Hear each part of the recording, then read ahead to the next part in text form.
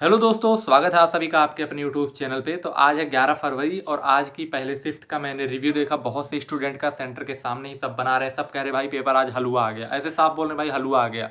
तो अगर ऐसी बात है भाई, तो जो हम लोग का 5 फरवरी को थर्ड शिफ्ट में था वो काफ़ी हार्ड में माना जा रहा है, क्योंकि हर बच्चों का मैं भी रिव्यू देखा, मैं खुद एग्जाम देकर आया, मुझे खुद पर्सनली हार्ड लगा था। तो अगर वो हार्ड है तो ऐसा कोई दिक्कत नहीं, आप सब परेशान ना हो। नॉर्मलाइजेशन एक प्रक्रिया है जिससे पूरा नॉर्मलाइज किया जाएगा स्कोर को। अगर हार्ड है तो ज़्यादा नंबर मिलेंगे, अगर आपका ईजी पेपर आ रहा है तो नॉर्मलाइजेशन स्कोर कम मिलेगा या हो सकता है बिल्कुल ना मिले। तो ये सारी प्रोसेस है, इसके लिए आपको परेशान नहीं होना, कोई भी लोग परेशान ना हो कि किसका हार्ड आ रहा है किसका ईजी आ रहा है। अब उसी में से बहुत से लोगों का ये भी डाउट है कि भाई टाइम मैनेज नहीं हो रहा है, इस टाइप के क्वेश्चन पूछे जा रहे हैं इस बार की टाइम ही नहीं मैनेज हो रहा। भाई ये हो रहा सच में।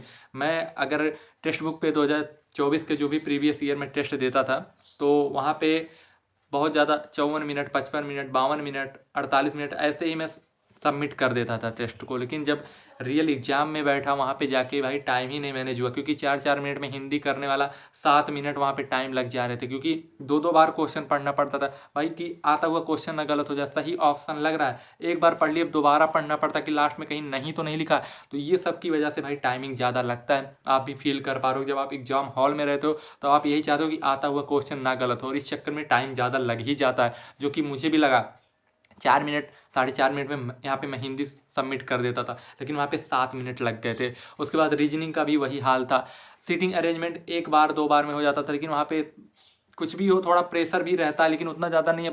कुछ भी हो, मानो आप ना मानो, लेकिन वो एग्जाम हॉल का प्रेशर भाई रहता है। चाहे कोई 5वीं बार दे रहा हो, चाहे कोई 6वीं बार दे रहा हो, चाहे कोई तीसरी बार। मेरा तो फर्स्ट अटेम्प्ट था, मैं फर्स्ट बार जाके किसी कम्पिटेटिव एग्जाम में बैठने वाला था, तो वहाँ पे थोड़ा सा एग्जाम का प्रेशर था, तो उस वजह से भी थोड़ा टाइम लगा। मैं ऑन एवरेज 14-15 मिनट में मेरा रीजनिंग हो जाता था कंप्लीट, लेकिन वहाँ पे टाइम लग गए थे। तो इस चीज़ का आप ध्यान रखना, जो आप प्रैक्टिस करके जा रहे हो उससे यही सोचना कि जो क्वेश्चन नहीं आ रहा आपको स्टार्टिंग में, उसको बिल्कुल भी टाइम वेस्ट मत करना। इस वजह से आपका क्वेश्चन भी जाएगा और टाइम भी जाएगा। अगर टाइम गया तो आप वो भी क्वेश्चन पे नहीं पहुंच पाओगे जो आप सही कर सकते हो, क्योंकि बहुत से स्टूडेंट यही बोल रहे हैं कि मैं 80 क्वेश्चन तक भी नहीं पहुंच पा रहा हूं। तो भाई आप 80 क्वेश्चन तक एक बार पहुंचो, हो सकता है आपके लास्ट के सब कुछ आ रहा हो, लेकिन आप स्टार्टिंग में ही अगर पहले दूसरे क्वेश्चन में ही पूरा टाइम गंवा दोगे तो अगले 18 क्वेश्चन में कैसे पहुंच पाओगे। तो इस बात का आप ध्यान रखना।